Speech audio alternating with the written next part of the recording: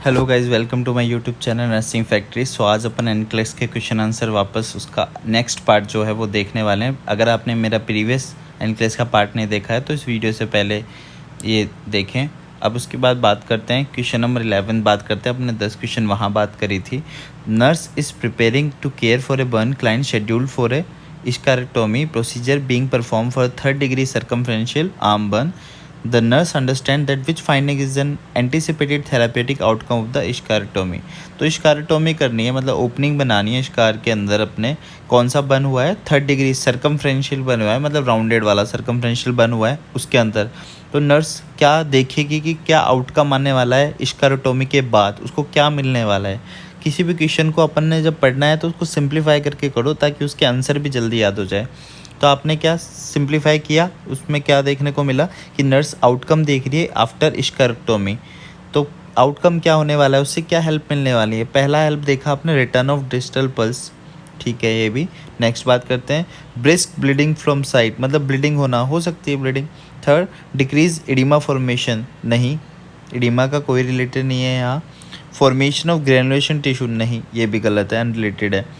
तो आंसर इसमें क्या आएगा, जब देखो बात करो इशारोटोमी क्या होता है, ये कब करते हैं अपन, जब हो जाए कंपार्टमेंट सिंड्रोम। कंपार्टमेंट सिंड्रोम के अंदर क्या होता है, प्रेशर बिल्डअप हो जाता है, जिसके अंदर ब्लड वेसल, नर्व वेसल्स, वो सारी क्या होती है, प्रेशर प्रेशर बहुत हो जाता है। तो प्रेशर बिल्डअप होने की वजह से सर्कुलेशन नहीं हो पाता और नर्व सप्लाईज के अंदर जो जा रही है वो नहीं हो पाता। तो डिस्टल जो पल्सेस होती हैं वो आपको नहीं मिलने वाली है या फिर कम डिमिनिश होने वाली है अगर कंपार्टमेंट सिंड्रोम है।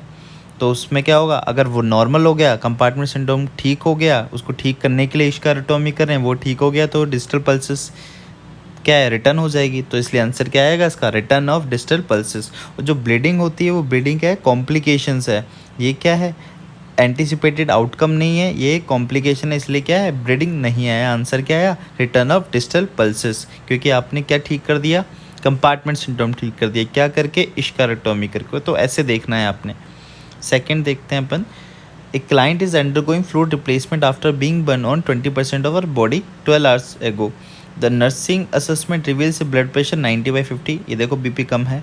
A pulse rate of 110, heart rate ज़्यादा है, टैकी में है। And urine output 20 ml over the past hour, मतलब यूरिन आउटपुट कम है पेशेंट का। The nurse report the finding to the health care provider and despite which prescription. तो क्या देखने को मिला इसके अंदर कि पेशेंट को 20% बर्न हुआ है 12 घंटे पहले, उसका वाइटल्स ये हैं, बीपी कम हुआ है, हार्ट रेट बढ़ी हुई, यूरिन आउटपुट कम है। तो जब हार्ट रेट बढ़ी हुई हो, यूरिन आउटपुट कम हो और बीपी कम हो, बीपी का साइन नीचे हो, हार्ट रेट और रेस्पिरेटरी रेट ऊपर हो और यूरिन आउटपुट 30 ml/h से कम हो, तो it is a sign of shock. तो इसका मतलब आपने देखा 20% बर्न है क्लाइंट और इस शॉक के अंदर है। तो आपने क्या, अब क्या नर्स एक्सपेक्ट कर रही है कि क्या दें उसको। तो क्या देने वाले हैं अपन, पहला देखते हैं कि transfusing 1 unit of packed RBC, क्या आपने पेक्टा आरबीसी देखना है, देना है। Second, administrating diuretic to increase urine output, नहीं, डायूरेटिक नहीं देना। डायूरेटिक देना पहले ही उसका यूरिन आउटपुट कम है, आप डायूरेटिक दे दोगे यूरिन आउटपुट कम हो जाएगा, पर फ्लूइड वॉल्यूम वैसे पेशेंट डेफिशिएट है, क्योंकि क्या हो रहा है, बर्न के अंदर क्या हो रहा है, हार्ट की तरफ नहीं जा रहा, हार्ट से दूर, हार्ट की तरफ जा रहा है, और जो रीनल परफ्यूजन है, जो रीनल परफ्यूजन है वो नहीं हो पा रहा, इसीलिए यूरिन आउटपुट कम है। तो डायूरेटिक देने का कोई सेंस नहीं होता। थर्ड देखते हैं, increasing the amount of intravenous lactate Ringer solution administrate per hour, यही तो देना है आपने। फ्लूइड थेरेपी देनी है, बेसिक है, क्यों, क्योंकि पेशेंट क्या है, शॉक के अंदर है।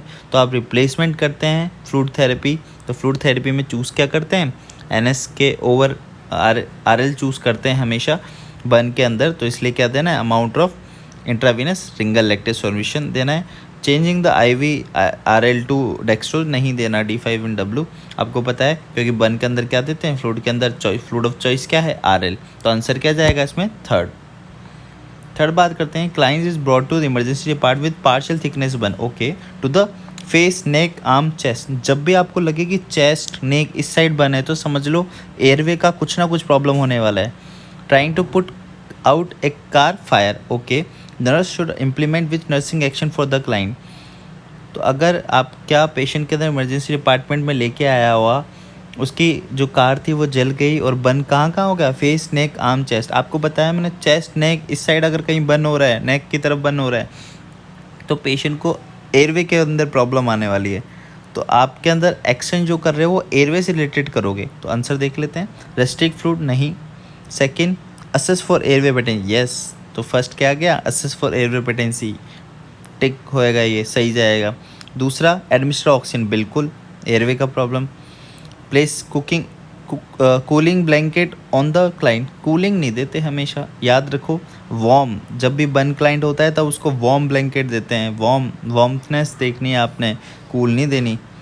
Elevate extremity if no fracture present, बहुत इंपॉर्टेंट है। अगर फ्रैक्चर नहीं है तो एलिवेट करोगे आप एक्सट्रीमिटीज़ को, क्यों, ताकि इडिमा रिजॉल्व होगा।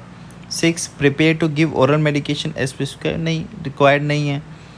तो आंसर क्या जाएगा इसका, सेलेक्ट ऑल करने हैं तो 3 चीज़ें आएंगी। पहला आएगा एयरवे पेटेंसी, तो सेकंड, थर्ड एडमिनिस्टर ऑक्सीजन ये आएगा, और एक आएगा एलिवेट एक्सट्रीमिटी। तो 2, 3 और 5, 3 ऑप्शन है, 2, 3, 5 ये इसके आंसर हो जाएंगे।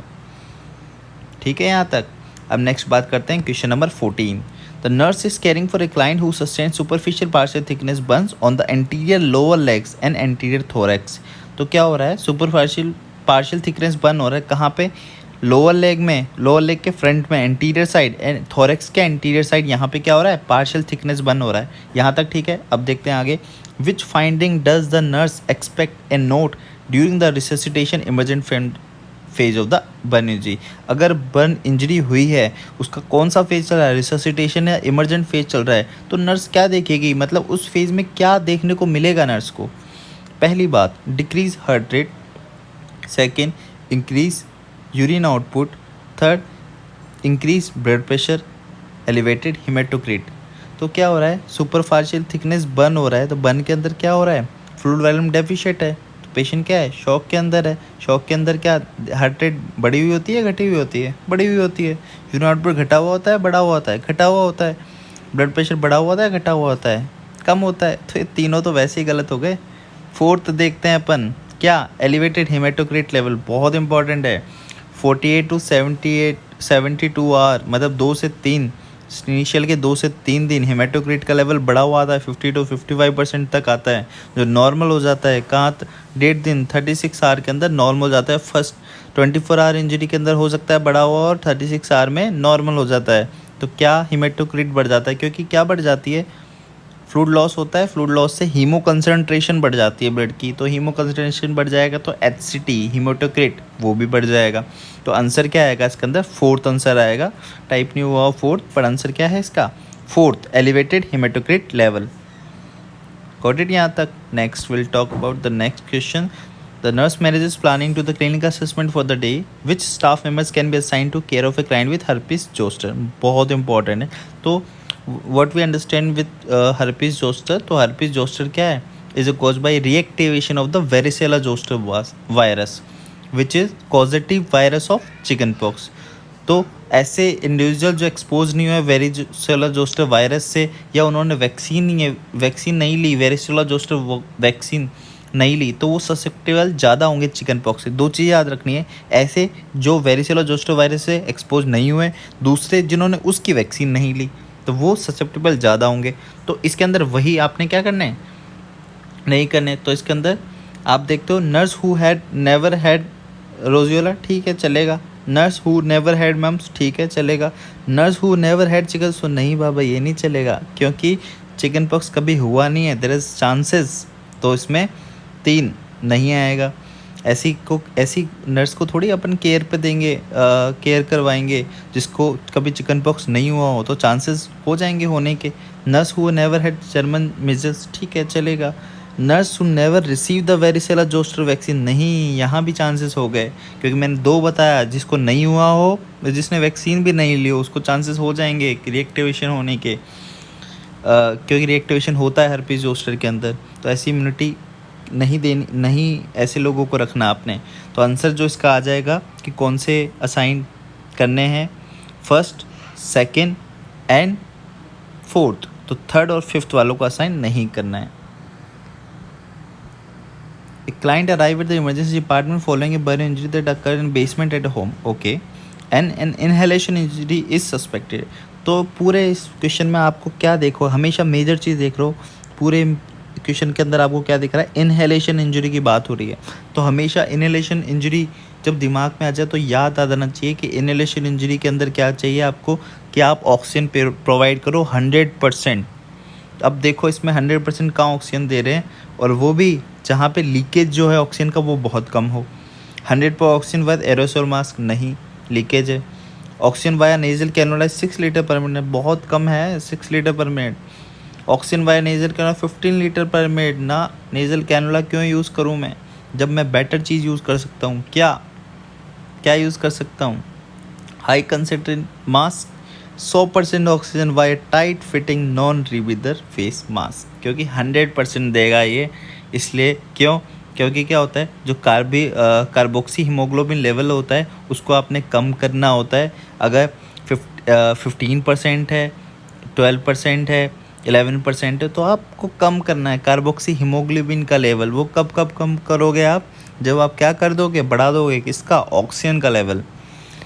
तो क्या होता है, इनहेलेशन इंजरी अगर सस्पेक्ट करते हैं तो एडमिनिस्ट्रेशन करना है आपने 100% oxygen via tight fitting non breather mask until carboxyhemoglobin level कम हो जाए, 15% से कम हो जाए। यूजली 11% से कम रखना है, पर अगर 15% से कम हो जाए तो हाँ, आपका टारगेट धीरे धीरे हो रहा है। ठीक है, तो आंसर इसका जो आएगा वो आएगा fourth, 100% oxygen via tight fitting non breather mask. Inhalation injury ध्यान रखते ही हमेशा सोच लो कि 100% देना है अपना ऑक्सीजन, बस। Nurse 17, nurse is administering fluid intervention is prescribed to a client who sustains superficial partial thickness burn injury of the back and legs। थोड़ा फास्ट पढ़ता हूँ, मैं समझा दूंगा। In evaluating the adequacy of fluid resuscitation, the nurse understands that which assessment would provide the most reliable indicator of determining the adequacy। देखो, इसका मतलब यह है कि आपने फ्लूइड दे रहे हैं ऐसे पेशेंट को जिसके अंदर बर्न इंजरी हुई है, कौन सी super partial thickness burn injury हुई है, उसको आप फ्लूइड दे रहे हो। अब तुम फ्लूइड दे रहे हो, उस फ्लूइड का मतलब निकला या नहीं निकला वो कैसे पता करोगे। जब भी अपन फ्लूइड थेरेपी देते हैं तो उसकी एडुकेसी कैसे देखते हैं, 2 चीज़ों से देखते हैं हमेशा, वाइटल्स और यूरिन आउटपुट। पर अगर वाइटल और यूरिन आउटपुट में अगर मैं प्रायोरिटाइज करना हो तो हमेशा किससे देखते हैं, यूरिन आउटपुट से। तो यूरिन आउटपुट कितना, 30 to 50 ml पर आवर एटलीस्ट होना चाहिए। इससे कम there is a sign of shock. तो you'll indicate you'll vitals and urine output। तो आपने क्या देखना है, most reliable and the most reliable indicator will be urine output, not vital signs। if the prioritization is if you have to choose in between urine output and vital signs, what will you choose, urine output over vital signs। okay, तो 17 का क्या आ गया answer, urine output. जब भी आपको fluid therapy आए, sign of shock आए, हमेशा यूरिन आउटपुट कंसिडर करो। ऐसे क्वेश्चन 2 से 3 एग्जाम में आते ही आते हैं। नेक्स्ट बात करते हैं 18, the nurse manager is observing a new nursing graduate caring for a burn client in protective isolation. The nurse manager intervenes if the new nursing graduate plan to implement which unsafe. ये देखने वाली बात होती है कि safe लिखा है unsafe लिखा है, ये क्वेश्चन नेगेटिव बना देता है क्वेश्चन को। तो हमेशा छोटी छोटी चीज़ों पे फोकस करो। इसमें लिखा है विच अनसेफ कंपोनेंट, सेफ नहीं अनसेफ देखना है, ये हमेशा दिमाग में रख के आपने क्वेश्चन सॉल्व करना है। Which unsafe component of protective isolation technique, तो आपने कौन सी ऐसी unsafe component isolation technique use कर रहा है इसके अंदर नर्स, उसको हटाना है आपने। क्या आइसोलेशन के वक्त में जा रहा है और unsafe component protective technique use कर रहा है, तो वो तो गलत है। तो पहला sterile sheet and linen use कर रहा है, बहुत बढ़िया है। Perform strict hand washing technique, काफ़ी अच्छा है। Wearing gloves gown only when direct caring client, नहीं ये गंदा है। वेयरिंग प्रोटेक्टिव गर्व including mask gloves cap shoes gowns. अब इसमें देखो सबसे बढ़िया क्या है, नर्स सब चीज़ कर रहा है, स्टेराइल शीट पे स्टेराइल शीट यूज़ कर रहा है, बहुत बढ़िया। हैंड वॉशिंग भी कर रहा है। फोर्थ ऑप्शन देखो सब कुछ पहन रहा है, तो क्या है किसके अंदर गड़बड़ है। Wearing gloves and gown only, ये आ गया ना इसमें, ओनली कंडीशन आ गई, only when giving direct care to burn. ना भाई, ओनली नहीं, डायरेक्ट केयर पेशेंट को दे रहे तब नहीं, पेशेंट के एरिया के अंदर आप आ रहे हो, पेशेंट के प्रोसीजर के बाद कर रहे हो, तो हर किसी के अंदर आपने क्या करना है, आपने ईच कॉन्टैक्ट जो हो रहे हैं before and after each contact with patient, आपने दोनों टाइम देनी है, नॉट ओनली। तो आंसर क्या आएगा? थर्ड। बहुत इंपॉर्टेंट है, आपने ये इस क्वेश्चन बहुत इजी है, पर इसमें जो अनसेफ कंपोनेंट है वो देखना बहुत इंपॉर्टेंट है कि आपको क्वेश्चन पढ़ना आ जाए, आपको क्या हाईलाइटेड चीज़ है वो दिमाग में रख के आपने क्वेश्चन का आंसर सॉल्व करना है। 19 की बात करते हैं। Nurse is caring for a client following in autograft and grafting to a burn wound on the right knee, what would the nurse anticipate? Anticipate मतलब क्या एक्सपेक्ट करेगा, क्या होने वाला है फ्यूचर में, to be prescribe for the client, कि patient autograft और ग्राफ्टिंग हो रही है बर्न वुंड के अंदर, किसके? राइट नी के अंदर। अब देखते हो आप ग्राफ्टिंग जो होती है, ग्राफ्टिंग के बाद में आपने क्या क्लाइंट एंड नर्स जो है वो क्या एंटिसिपेट करती है कि out of bed activities, bathroom privilege, immobilization of the affected leg, placing the affected leg in dependent position. तो हमेशा जब ग्राफ्ट हो गया हो, आपने ऑटोग्राफ्ट प्लेस किया हो जॉइंट के ऊपर, तो ग्राफ्टिंग हो रही हो, तो ग्राफ्टिंग के बाद में जो सर्जरी होती है उसके बाद में हमेशा क्या करते हैं, दो चीज़ हमेशा याद रखना, ग्राफ्टिंग के बाद इमोबलाइज करते हैं और एलिवेट करते हैं। तो आंसर क्या आ जाएगा इसको? Immobilisation of the affected leg, जो थर्ड आंसर है वो इसका आ जाएगा, क्योंकि इमोबलाइज करना है। क्यों? इमोबलाइज से क्या होगा, उससे ऑटोग्राफ जो होगा वो वुंड की जो बेड होती है, वुंड का जो बेड होता है उससे चुपक अडेयर जो है वो हो पाएगा, अडेयर हो पाएगा, तो अच्छे से ग्राफ जुड़ पाएगा। तो इसीलिए हमेशा क्या करना है? इमोबलाइज करवाना है। नेक्स्ट बात करते हैं। The nurse is caring for a client who suffered an inhalation injury from wood stove, the carbon monoxide blood level reveals a level of 12। भाई 12 है, ज़्यादा है, मैंने बताया 11% से कम रखो कार्बोक्सी मोनोऑक्साइड लेवल को, तो ज़्यादा है। Based on this level the nurse would anticipate noting with sign in the client. तो मैंने क्या बताया कि 12 से कम, 11 से कम रखो। तो अब क्या हो रहा है? ज़्यादा है, तो ज़्यादा देखो 11 से अगर 12 होगा तो क्या होगा? फ्लशिंग होगा, डिक्रीज विजुअल एक्टिविटी होगा और डिक्रीज सेरेब्रल फंक्शनिंग होगा। अगर 21 से 40 है तो टेकिकार्डिया होगा, नोज़िया वोमिटिंग होगा। 41 से 60 है तो कोमा होगा, और मोर देन 60 अगर हो जाता है तो क्या हो सकता है? डेथ हो सकती है। किसका लेवल? कार्बन मोनोऑक्साइड का ब्लड लेवल। तो आपने क्या करना है, इसके अंदर क्या होगा? इसमें आ रहा है 12% आ रहा है, 12% मतलब 11 से 12 के बीच में आ रहा है, तो क्या आ रहा है? फ्लशिंग। इस चारों में से क्या आ रहा है आंसर? फ्लशिंग, क्योंकि कोमा जो आ रहा है, कोमा एंड डेथ किसके अंदर आ रहा है? अगर 41 to 60 है कोमा, अगर 11 से 20 है तो फ्लशिंग, ठीक है। और 40 टेकिकार्डिया किसके अंदर आ रहा है? 21 से 40 के अंदर। तो आंसर क्या आ जाएगा इसका? फ्लशिंग आ जाएगा, ठीक है। तो आई होप गाइज़ यहाँ तक आपको समझ में आया हो। अगर आप मुझे को कुछ सजेशन देना चाहते हो तो कमेंट सेक्शन में ज़रूर लिखना। अगर इस वीडियो पसंद आई तो इस वीडियो को लाइक करना। और अभी तक काफ़ी लोगों ने मेरे चैनल अभी तक सब्सक्राइब नहीं करा, कंटिन्यू वॉचिंग कर रहे हैं, बट फिर भी अगर अभी तक सब्सक्राइब नहीं करा है तो मेरे चैनल को सब्सक्राइब करो। चलो मिलते हैं अगले वीडियो में, टाटा बाय बाय।